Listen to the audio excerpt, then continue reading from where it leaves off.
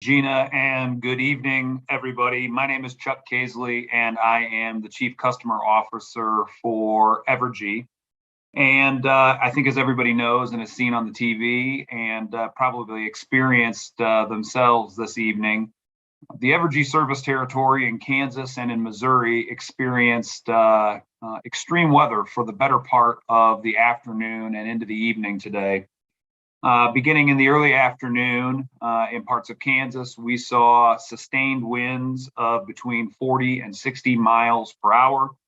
We also saw gusts that began to increase as the afternoon wore on, up into 70 to 80 miles an hour wind gusts. And then as the first part of the wind storm went through our service territory, we saw a thunderstorm line cross the state. What is unique about this thunderstorm line is that it stretched all the way from Nebraska in the north through the state of Kansas, through our entire service territory, and down all the way into Oklahoma. And as the afternoon wore on, this storm ran from the west all the way through the east, impacting Wichita, Hutchinson, Manhattan, Topeka, Salina, Lawrence, into Kansas City, and then moving out of the Kansas City region east towards the middle of Missouri. That was a thunderstorm where we had reports of isolated reports of potential tornadoes, tornadic activity. We saw extremely high winds, gusts that in some places registered in excess of 85 miles per hour. And we also saw up to golf ball size hail. All of that created some of the most widespread damage across our service territory that Evergy has ever seen. It resulted in poles being snapped, many poles being pulled out of the ground, wires down across the service territory. And by 7 p.m., we had almost 200,000 customers who were without power. As we sit here right now, we have about 189,000 customers that remain without power this evening. That's about 108,000 in Kansas and about 81,000 customers in Missouri.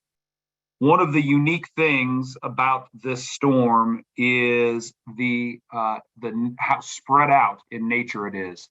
There's not just one concentrated area, but truly, again, from Nebraska all the way down to Oklahoma and across our entire service territory, wherever you live, wherever you work, damage was caused by this storm. Usually we see more concentrated areas of damage.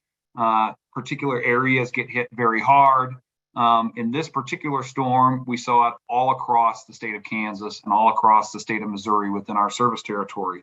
And so as a result, we have one of the highest, if not the highest, outage event totals in our company's history.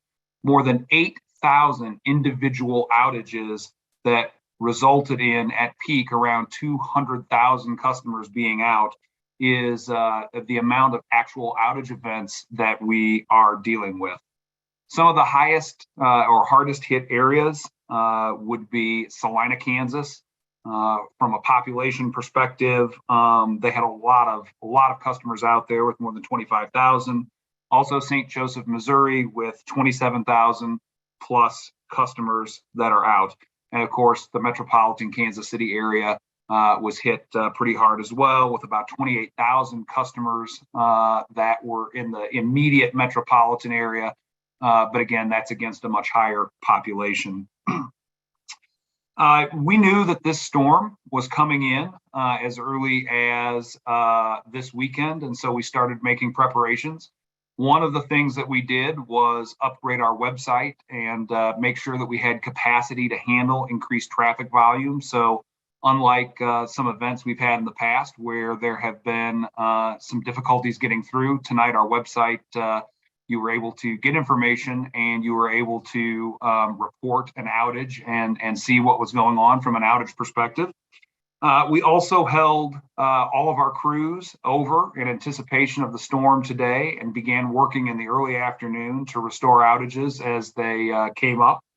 We also held folks over in our call centers and our contractors and our vegetation management or tree crews we're also on what we like to think of as kind of hot standby. And so as of right now, we have more than 1,100 personnel working on restoration in this storm, whether it's vegetation management and tree crews, linemen and troublemen, folks working on downed lines where there may be cars, people, or houses near. We have a bunch of contractors that have been called in and are working, and of course, the men and women who are in our call centers taking people's calls. All in all, it's about 1,100 people as of right now that are actively working to restore power. The other thing that we did earlier this afternoon was we requested mutual assistance from our neighboring utilities. For those who might not know what mutual assistance is, it's where utilities help each other when one utility is hit particularly hard by a storm and an outage event. And so we have reached out to utilities in Texas, Arkansas, Oklahoma, and Colorado in particular, and have requested that they send men and women, tree crews, contractors, and linemen to help us restore power. And so that's another step that we have taken this evening. Finally, here's where we are. It's now dark and we still have high winds, particularly in the eastern part of our service territory and in Missouri. So we are in an active damage assessment mode where we are going out and we are trying to catalog all of the damage that has occurred, find out what materials we will need, start getting them into place, and where we can, where it's possible to make a quick repair, our linemen and women are making a quick repair and restoring power. But what is important to know is that right now we're in damage assessment. A lot of damage has occurred, a lot of damage to poles, a lot of damage to wires. And as a result, we have to go out overnight and make sure we know where all of that is. And then as we go, we'll restore power. And then tomorrow morning, as the sun comes up, we'll have a lot better indication of exactly where we stand. And of course, as I mentioned, we still have high winds and some elements of the storm that are in our service territory that could cause additional damage. It's also going to slow down restoration wherever there are still high gusting winds. So as I said, we'll know more in the morning. We'll have a much clearer picture. What I can tell you at this point is with this number of people impacted, this number of folks without power, and the number of outage events that we have, this is absolutely going to be a multi-day restoration. We will not get everybody back on tonight. We will not be able to get everybody back on tomorrow. This outage is going to extend in some areas into multiple days, as the amount of damage would just be impossible to get done in a 24-hour period. So that's kind of where we are. Again, the hardest hit areas are Salina, Kansas, St. Joe, Missouri.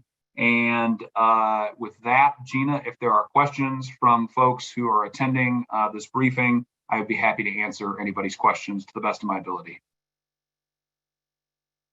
Okay, and we'll open up for Q&A in just a second. I do want to share some emergent information here with the folks who have dialed in, because I know that a lot of our media partners depend on the outage map for updates, and we've had a data issue right now with that, and so it's showing that we don't have outages when indeed we clearly still have outages. So we are working to get that resolved right away. So I just wanted to let you know that we are working to get that resource back online.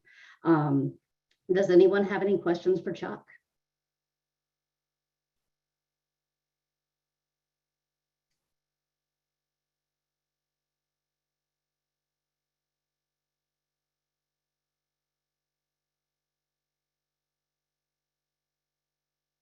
All right, I am not seeing anything. We'll go ahead and wrap things up here. Like I said, we'll be working to get those numbers back up on the outage map just as soon as we can. And we appreciate everybody joining us this evening so that we could provide an update about the outages and the windstorm that moved through the area.